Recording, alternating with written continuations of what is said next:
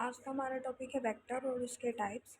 तो वेक्टर क्या होता है? ये एक एजेंट होता है जो डीएनए फ्रेगमेंट को कैरी करता है होस्ट में, जिससे कि वो वहाँ पे रेप्लिकेट कर पाए, और इसी को हम क्लोनिंग वेक्टर बोलते हैं। अगर इसका पर्पस क्या हो कि सिर्फ डीएनए फ्रेगमेंट को रिप्रोड्यूस करना हो तो इसे हम क्लोनिंग वेक्टर बोलते हैं।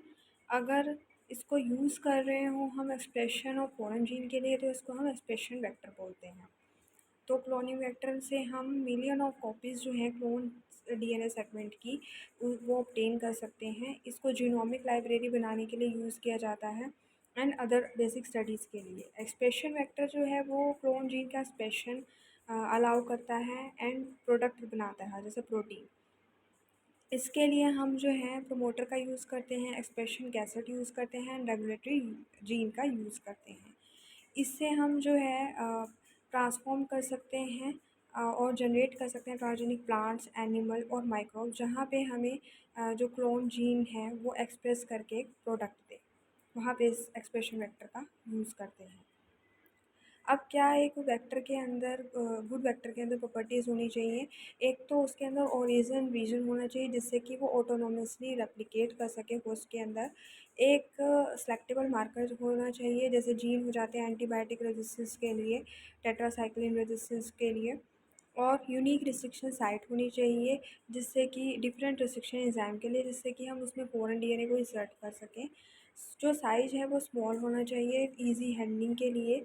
उसके अंदर रिलैक्स कंट्रोल ऑफ एप्लीकेशन होनी चाहिए ताकि मल्टीपल कॉपीज़ ऑब्टेन हो सकें। स्पेसिफिक कंट्रोल सिस्टम होने चाहिए जैसे promoter, terminator, ribosome binding site, जिससे कि जो क्लोन डीएनए है वो एक्सप्रेस कर सके प्रॉपरली। अब वेक्टर के डिफरेंट टाइप होते हैं होस्ट के बेसिस पे। बैक्टीरियल वेक्टर होते हैं, ईस्ट वेक्टर होते हैं, प्लांट वेक्टर होते हैं, एनिमल वेक्टर होते हैं। तो जो बैक्टीरियल वेक्टर है इसमें जो सबसे कॉमनली यूज़ बैक्टीरिया होता है वो ई कोलाई होता है।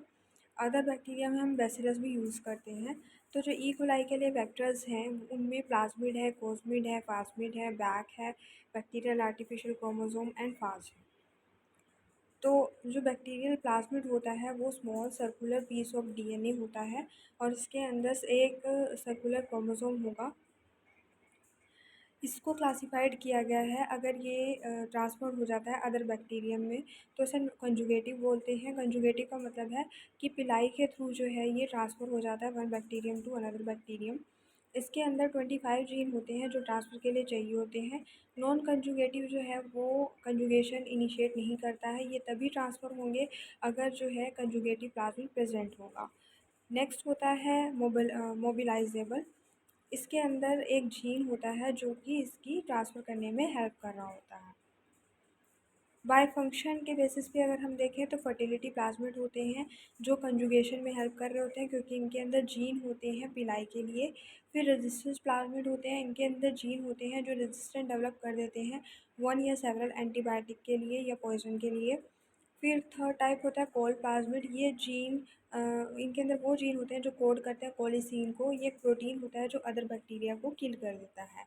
फिर होते हैं डिग्रेडिव प्लाज्मिड जो कि अनयूजुअल सब्सटेंसेस को डाइजेस्ट कर लेते हैं जैसे टॉल्मिन और सैलिसिलिक एसिड को। फिर होता है विरुलेंस प्लाज्मिड, ये बैक्टीरिया को टर्न कर देते हैं पैथोजन के अंदर। फिर होते हैं, तो ये जो प्लाज्मिड हैं ये दोनों प्रोड्यूस करते हैं लॉन्ग लिव पॉइजन भी एंड शॉर्ट लिव एंटीडोट भी। तो कंजुगेटिव प्लाज्मिड ये होते हैं जिनमें क्या होता है जीन होते हैं कंजुगेशन के लिए और यहाँ पे एक ब्रिज बन जाता है जिसको हम पाइलस बोलते हैं। तो इस तरह से जो है प्लाज्मिड ट्रांसफ़र हो जाता है one bacterium to another bacterium. अब जो प्लाज्मिड की फॉर्म है वो चार फॉर्म में हो सकता है। लीनियर हो सकता है, सुपर कोल्ड हो सकता है, कोवलेंटली क्लोज सर्कल हो सकता है जिसमें दोनों जो स्ट्रैंड हैं वो इंटैक्ट रहते हैं, और ओपन सर्कल हो सकता है जिसमें एक स्ट्रैंड जो है दोनों में से वो इंटैक्ट रहता है।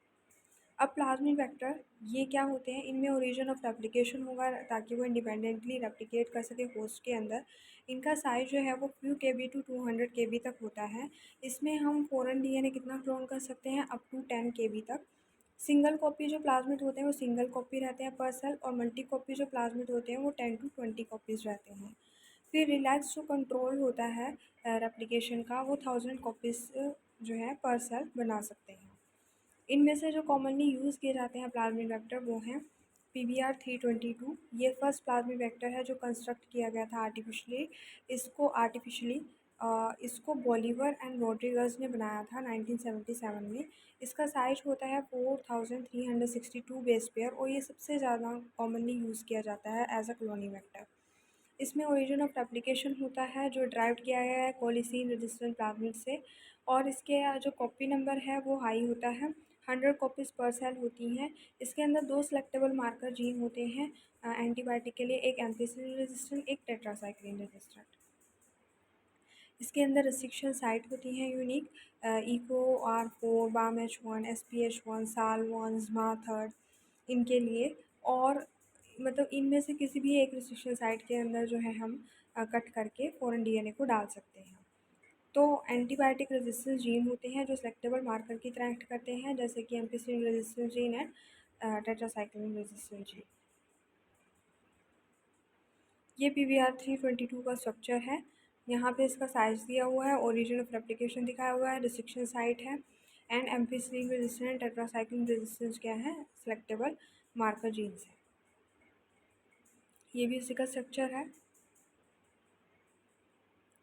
हम क्या करते हैं कि अगर तो हमारे पास है हम एम्पिसिलिन या टेट्रासाइक्लिन डाल करके मीडियम के अंदर और फिर हम सिलेक्शन कर लेते हैं, क्योंकि इसके अंदर एम्पिसिलिन टेट्रासाइक्लिन रेजिस्टेंस जीन है। तो अगर इसके अंदर फॉरेन डीएनए इंसर्ट हो जाता है तो रिकम्बिनेंट डीएनए बन जाता है, तो रिकम्बिनेंट वाले ही सर्वाइव कर पाएंगे उस मीडियम में जिसके अंदर एंटीबायोटिक होगी, और जो नॉन रिकम्बिनेंट वाले होंगे वो सारे उनकी डेथ हो जाएगी।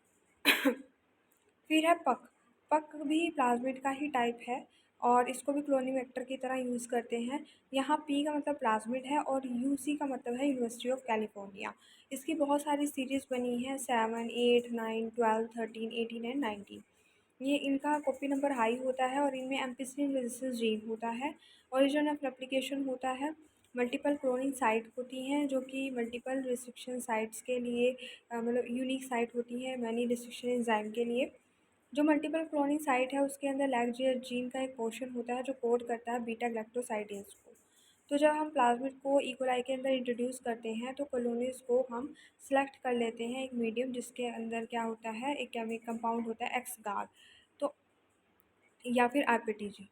तो अगर हमारे पास क्या होता है कि फॉरेन डीएनए ट्रांसफर हो चुका होता है इस वेक्टर के अंदर, यानी मल्टीपल क्लोनिंग साइट वाले रीजन में ही होगा फॉरेन डीएनए, तो क्या होगा कि ये वाइट कलर की कॉलोनीज़ देगा। अगर इसमें फॉरेन डीएनए इंसर्ट नहीं होता है यानी वो नॉन रिकम्बिनेंट है तो ये ब्लू कलर की कॉलोनीज़ देता है।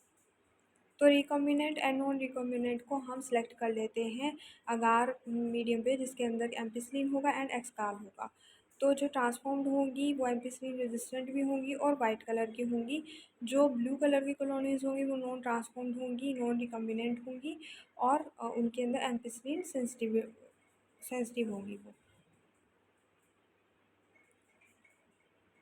यहाँ पे जो पक 19 है उसका स्ट्रक्चर दिया हुआ है कि इसके अंदर ओरिजिन ऑफ रेप्लिकेशन होता है, एम्पिसिलिन रेजिस्टेंस जीन जो होता है सेलेक्टेबल मार्कर होता है, पॉलीलिंकर होता है, उसके अंदर ही क्या होता है बीटा गैलेक्टोसाइडेज जीन होता है यानी लैगजेट। ये 18 एंड 19 का स्ट्रक्चर दिया हुआ है। फिर आते हैं फाज वेक्टर। जो फाज होता है बैक्टीरियोफाज, ये वो वायरसेस होते हैं जो इन्फेक्ट करते हैं बैक्टीरिया को। ये बैक्टीरिया के आउटर सरफेस पे अटैच हो जाते हैं और डीएनए को इंजेक्ट कर देते हैं सेल के अंदर। फिर फास्ट डीएनए रेप्लिकेट करता है इनसाइड द होस्ट और अपने जीन को एक्सप्रेस करता है, प्रोटीन बनाता है और कंप्लीट फास्ट पार्टिकल बनाता है, और उसके बाद ये रिलीज हो जाता है बैक्टीरिया से। तो इनकी जो ट्रांसफॉर्मेशन एफिशिएंसी होती है वो प्लाज्मिड की बजाय हाई होती है। मेन रीज़न था यहाँ पे यूज़ करने का कि इसमें हम स्मॉल साइज़ का ही डीएनए इंसर्ट कर सकते हैं। अगर हमें लार्ज साइज़ का डीएनए इंसर्ट करना है तो हमें और वेक्टर की नीड हुई। तो यहाँ पे दो तरह के बैक्टीरिया फाज होते हैं, एक लैम्डा होता है, एक M13 होता है। इनकी जो साइकिल होती है वो लाइटिक एंड लाइसोजेनिक साइकिल होती है। जो लाइटिक साइकिल होती है उस टाइम पे क्या होता है कि इंडिपेंडेंटली रेप्लिकेट करते हैं होस्ट सेल के अंदर, बहुत सारे फास्ट पार्टिकल बनाते हैं और रिलीज़ होते हैं, ये होस्ट को लाइसिस कर देते हैं तब। जो लाइसोजेनिक होती है उसमें ये इंटीग्रेट कर देते हैं अपने डीएनए को बैक्टीरियल क्रोमोसोम में और उसी के साथ में ये मल्टीप्लाई करते रहते हैं। यहाँ पे कुछ जीन होते हैं जो एसेंशियल नहीं होते हैं फाज की ग्रोथ के लिए, उनको डिलीट कर सकते हैं और रिप्लेस कर सकते हैं बिना कोई फंक्शन को डिस्टर्ब किए हुए और उनकी ग्रोथ साइकिल को डिस्टर्ब किए हुए। तो इस रीज़न के अंदर हम फॉरेन डीएनए को डाल सकते हैं। ये साइकिल दिखाई हुई है, लाइटिक एंड लाइसोजेनिक साइकिल्स। ये हमें नहीं करना है, हमें सिर्फ वेक्टर्स के बारे में स्टडी करना है। तो लैम्डा जो फाज वेक्टर हैं उनका जो साइज होता है, जीनोम साइज, वो 48.5 KB होता है। एंड ये इसका जीनोम लीनियर है, डबल स्ट्रैंडेड डीएनए मॉलिक्यूल है और साथ में कॉम्प्लीमेंट्री एंड है, ये आपस में हाइब्रिडाइज भी कर जाते हैं। इनको हम कोई साइट बोलते हैं। और इसमें से अगर हम 15 KB जो है मतलब पोर्शन, वो उन जीन्स को हम रिमूव कर दें जो एसेंशियल नहीं है लैम्डा के लिए, तो हम यहाँ पे 18 KB तक का फॉरेन डीएनए इंसर्ट कर सकते हैं। इसके दो टाइप होते हैं लैम्डा के, इंसर्शन एंड रिप्लेसमेंट। इंसर्शन में क्या होता है कि वो पार्ट या फिर ऑल ऑफ द ऑप्शनल जो डीएनए है उसको रिमूव कर देते हैं। एंड जो रिप्लेसमेंट वेक्टर है उसमें ऑप्शनल डीएनए के अंदर ही क्या होता है, एक स्टफर फ्रेगमेंट होता है जो फ्लैंक्ड रहता है पेयर ऑफ रिस्ट्रिक्शन साइट से। जो लैम्डा जीनोम है वो लीनियर है, बट इसके दो नेचुरल एंड हैं जिनको हम, और ये ओवरहैंग है, इनमें 12 न्यूक्लियोटाइड जो है लगे हुए हैं और इसको हम कोस साइट बोलते हैं। इनमें कम्प्लीमेंट्री सीक्वेंस है, इसलिए आपस में बेस पेयर भी कर सकते हैं। इंसर्शन जो वेक्टर होता है उसके अंदर यूनिक रिस्ट्रिक्शन साइट होती है रिस्ट्रिक्शन एंजाइम के लिए, और ये 6 to 7 KB तक का डीएनए जो है अपडेट कर सकते हैं। इसमें एग्जांपल है lambda GT10, lambda GT11 and lambda ZAP two. जो रिप्लेसमेंट वेक्टर है इनमें दो क्लीवेज साइट होती हैं एक रिस्ट्रिक्शन एंजाइम के लिए, और ये 25 KB तक का डीएनए जो है अपडेट कर सकते हैं। इनके अंदर एग्जांपल है EMBL3, EMBL3A4, lambda dash, lambda fix, GEM eleven, जैम12।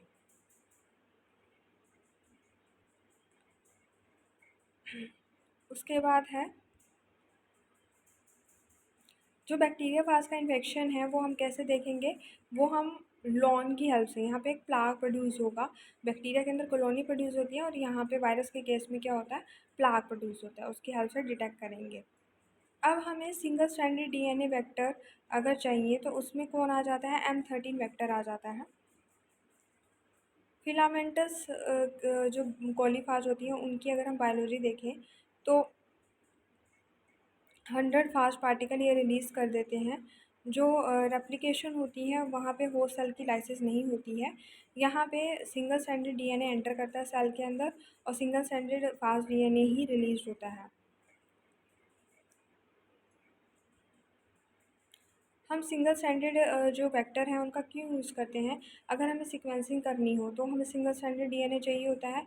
अगर हमें ओलिगोन्यूक्लियोटाइड डायरेक्टेड म्यूटाजेनेसिस परफॉर्म करनी है तो हमें सिंगल स्ट्रैंडेड डीएनए चाहिए, और अगर हमें प्रॉप का प्रिपरेशन करना है तो अभी हमें सिंगल स्ट्रैंडेड डीएनए चाहिए, इसलिए हमें सिंगल स्ट्रैंडेड वेक्टर चाहिए होते हैं। तो इसमें M13 आता है जो फिलामेंटस बैक्टीरियोफाज है ई कोलाई का। ये सिंगल स्ट्रैंडेड सर्कुलर डीएनए होता है इसमें 7.2 KB का, और यूनिक रिस्ट्रिक्शन साइट होती है लैगजेट जीन के अंदर। स्क्रीनिंग जो है वो ब्लू एंड वाइट प्लाग के बेसिस पे है इसकी, करते हैं, और ये सफिशेंट अमाउंट में हमें जो है डीएनए दे देता है जिससे कि वो हम सीक्वेंसिंग के लिए यूज़ करते हैं अगर हम Sanger dideoxy chain termination method use कर रहे हो। ये अलग अलग क्लोनिंग वेक्टर हैं, उनकी अलग अलग जो है फॉरेन डीएनए इंसर्ट कैपेसिटी है। यहाँ पे PGB8 है, ये 5.4 KB साइज का होता है, ये कॉस्मिट का टाइप है, और इसके अंदर एम्पिसिलिन रेजिस्टेंस जीन है, और जो कि लैम्डा डीएनए से लिया गया है। और यहाँ पे को साइट होती है, जो को साइट भी होती है, ये तो लैम्डा डीएनए से ली गई है। और E coli origin of replication होता है, यानी बैक्टीरिया का तो ओरिजिन ऑफ रेप्लिकेशन होता है, और को साइट होती है फाज की, यानी लैम्डा की। तो कॉस्मिक वेक्टर जो है कॉम्बिनेशन होता है प्लाज्मिड एंड बैक्टीरियोफाज लैम्डा का। ये स्मॉल होता है, 5 to 7 KB सर्कुलर डीएनए होता है, ओरिजिन ऑफ रेप्लिकेशन होता है, इसमें सेलेक्टेबल मार्कर होते हैं, रिस्ट्रिक्शन साइट होती है, को साइट होती है। कॉस्मिक जो है वो 45 KB तक का फॉरेन डीएनए इसमें क्लोन कर सकते हैं। इसकी ट्रांसफॉर्मेशन एफिशिएंसी हाई होती है, और इसके अंदर एग्जांपल है PWE, PGBay and super cos series. ये सुपर कोस का फिगर है। अब ईस्ट के लिए क्या वेक्टर चाहिए होंगे अगर हमें ईस्ट में क्लोन करना हो, तो ये 50 to 100 कॉपीज़ पर सेल होता है। और इसके 4 टाइप होते हैं: yeast episomal plasmid, yeast integrative plasmid, yeast replicative plasmid and yeast centromeric plasmid. इनमें जो यूज़ किया जाता है सबसे ज़्यादा वो ईस्ट आर्टिफिशियल क्रोमोसोम होता है, जो क्लोनिंग के लिए यूज़ किया जाता है।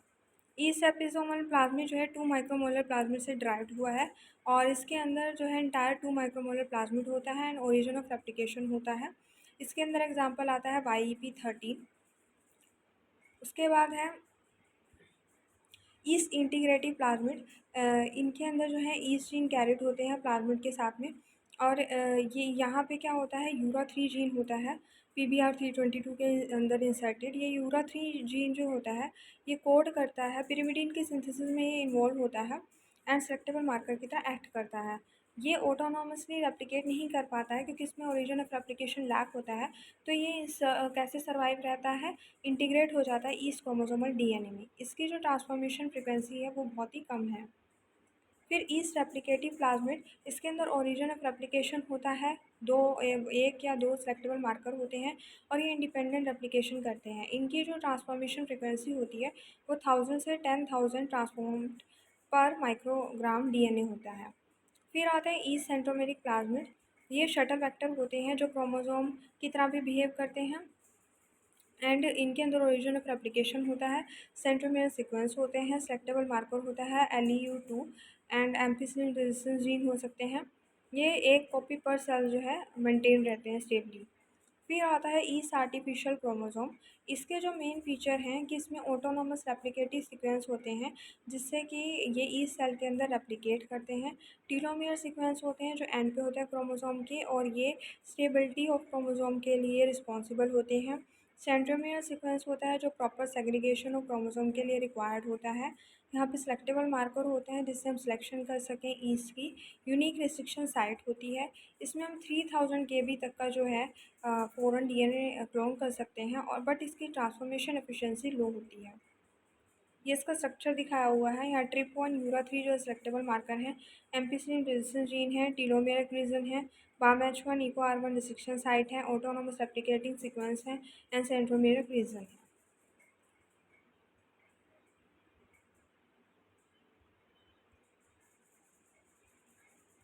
ये अलग अलग क्लोनिंग दिखाई हुई है। तो इस तरह से जो फैक्टर्स हैं वो कंप्लीट हो जाते हैं।